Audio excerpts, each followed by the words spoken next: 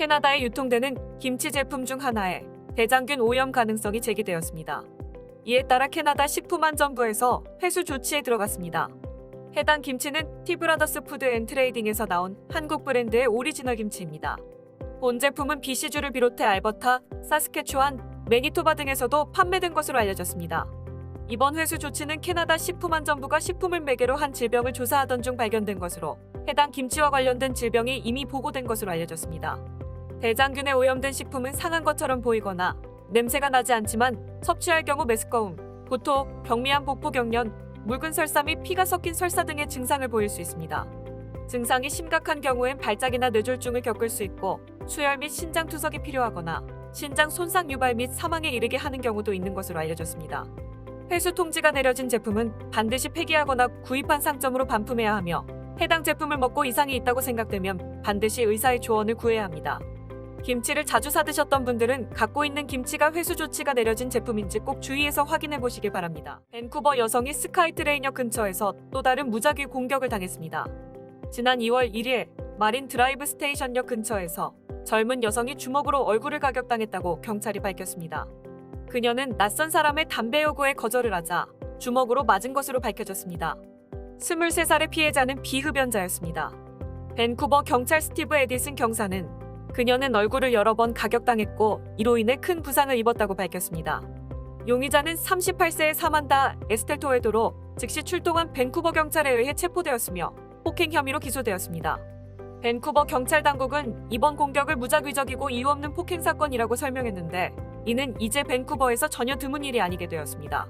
밴쿠버 경찰의 통계에 따르면 지난해 하루 평균 4건의 묻지마 폭행 사건이 발생했다고 합니다.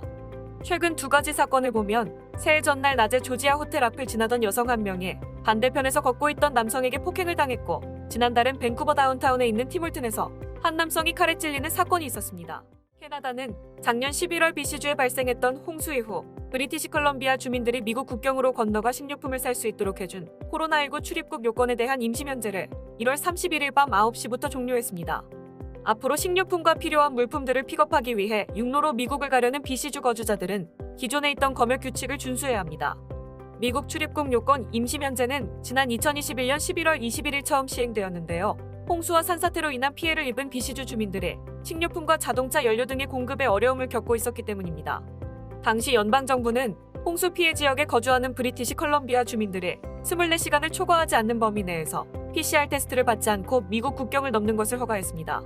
임시 면제가 종료됨에 따라 앞으로 육로로 미국 국경을 이동하는 사람들은 여행 기간에 관계없이 캐나다에 도착하기 72시간 이내에 PCR 테스트를 받아야 하며 어라이브캔 어플을 통해 필수 정보를 제출해야 합니다. 몬트리올 경찰은 생로랑 자치구 고등학교의 3명의 농구 코치가 여러 가지 성범죄로 기소된 후 이들에게 성적으로 학대당한 피해자들을 찾고 있다고 발표했습니다.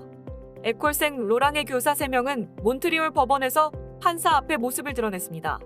그들은 2008년에서 2017년 사이에 범행을 저질렀던 당시 미성년자였던 2명의 여성을 포함해 8건의 성폭행 혐의를 받고 있습니다. 다니엘 라카시, 찰스 자비에 보라드, 로버트 루는 고등학교 스포츠팀, 특히 여자농구팀 성범죄 혐의로 체포되었습니다. 라카시는 한 건의 성착취 혐의로 기소되었으며 보라드는 성폭행, 성착취, 성추행 혐의를 받고 있습니다. 루는 성추행 및 성폭행 혐의로 기소되었습니다. 보라드는 보석으로 풀려났지만 나머지 2명은 구금되어 법원에 출두할 예정입니다. 수사관들은 피해자의 가능성이 있는 사람은 누구든지 경찰에 연락할 것을 당부했습니다. 또한 많은 미성년 소녀들이 용의자들이 속한 스포츠팀에서 뛰었기 때문에 다른 어린 소녀들도 범죄 피해자였을 수 있다고 말했습니다. 마거리트 부르주아 교육위원회는 성명을 통해 학교 당국이 경찰과 협력하고 있다고 말했습니다.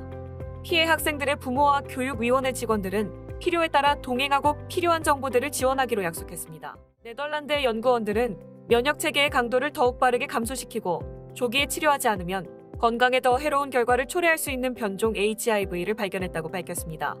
미국 과학진흥협회 학술지 사이언스 최신호에 게재된 이번 연구 결과에서 고이비 변이체라고 불리는 변이체에 감염된 환자가 다른 HIV 변이체에 감염된 환자와 비교하여 치료 전에 상당한 차이를 보인다는 것을 발견했습니다. 연구에 따르면 고이비 변이를 가진 환자는 혈액 내 바이러스 수치가 더 높았고 CD4 세포수가 다른 변종에 감염된 사람들보다 2배 빠르게 감소한 것으로 나타났습니다. T세포라고도 하는 CD4 세포는 감염과 싸우고 신체의 면역체계를 보호하는 백혈구의 하위 집합입니다. 연구원들은 VB 변이를 가진 109명의 환자를 분석하고 다른 B형 HIV 변종 환자와 비교했습니다. 연구에 따르면 이 109명의 연령, 성별 및 의심되는 전염 방식은 모두 네덜란드에서 HIV에 감염된 사람들에게 일반적이었습니다. VB 변이체는 유럽과 우간다 전역에서 샘플을 수집하는 연구인 비하이브 프로젝트에서 17명의 HIV 양성 환자, 그중 15명은 네덜란드 출신에서 처음 확인되었습니다. 그런 다음 연구원들은 전국의 6,700명 이상의 HIV 양성 환자 데이터를 분석하고 이 변이를 가진 추가 92명을 식별했습니다. 연구에 따르면 이 환자들은 평균보다 3.5에서 5.5배 높은 바이러스 전파 속도를 가지고 있었습니다. 또한 연구원들은 CD4 세포 감소 속도가 VB 변이를 가진 개인에서 2배 빠르게 발생하여 에이즈 발병 위험이 더 빠르게 증가한다는 것을 발견했습니다.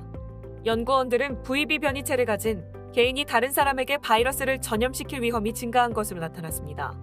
연구의 저자들은 치료하지 않으면 30대에서 이 변이를 가진 환자의 경우 진단 후 평균 9개월 후에 진행성 HIV에 도달할 것으로 예상된다고 말했습니다. 그러나 VB 변이를 가진 환자가 일찍 치료를 시작하면 다른 HIV 변이를 가진 사람들과 유사한 면역체계 회복과 생존을 보였다는 점에 주목했습니다. 연구에 따르면 유전자 VB 변이체가 네덜란드에서 1980년대 후반과 1990년대에 발생했음을 시사했습니다. HIV 변이체는 면역체계를 더 빠르게 감소시키기 때문에 연구원들은 HIV 변이를 조기에 진단하고 CD4 세포 감소를 예방하기 위해 가능한 빨리 치료를 시작하는 것이 중요하다고 강조합니다. 연구원들은 매우 독성이 강하고 전염성이 있는 바이러스 변이체의 발견에 따라서 위기에 놓인 환자에 대한 검사의 중요성과 HIV에 감염된 모든 사람에 대한 즉각적인 치료 개시에 대한 권장이 중요하다고 강조했습니다. 최근 상당 규모의 마약과 16만 4천 달러의 현금과 총 등이 코키틀라 말CMP에 의해 압수되었습니다. 코키틀라 말CMP는 관련 사진을 공개하며 압수된 물건들의 규모를 공개했는데요. 불법 물품들의 방대한 양이 눈에 띕니다. 이번 사건은 현재도 진행 중인 로어 메인랜드의 갱단 간 분쟁과 연관되어 있는 것으로 알려졌습니다. 코키틀라 말CMP는 이번 압수수색에 대중의 안전을 노골적으로 무시한 그들에게 책임을 묻는 데 도움이 될 것이라고 전했습니다. 압수된 물품에는 3kg의 펜타닐과 5.4kg의 코카인, 866g의 필로폰 등 각종 마약을 비롯해 11개의 권총, 16만 달러를 넘는 현금, 4대의 고급 차량이 포함되었습니다. 압수수색을 통해 코키틀람 주민인 남성 3명과 여성 2명도 함께 체포되었습니다.